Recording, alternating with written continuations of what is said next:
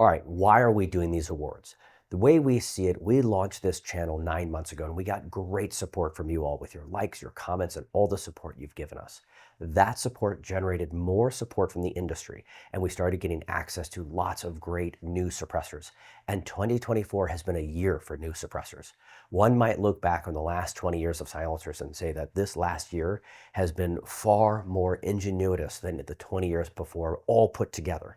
This year has been a breakout year in new technology, lighter weight, lower back pressure, and better sounding silencers. So we wanted to thank the industry for the experience they're giving us end users with our lighter weight, higher quality silencers, and we wanted to identify them with these awards. Now, these aren't all the awards. There's one more award that we need your help with. If you head over to our website, you'll find a Community Choice Award. And that is going to be your preference on what silencer manufacturer you think is the best for 2024, whether it be a customer service experience you had or a new suppressor you particularly like. We really look forward to hearing your feedback on who you feel was the best for the Community Choice Award.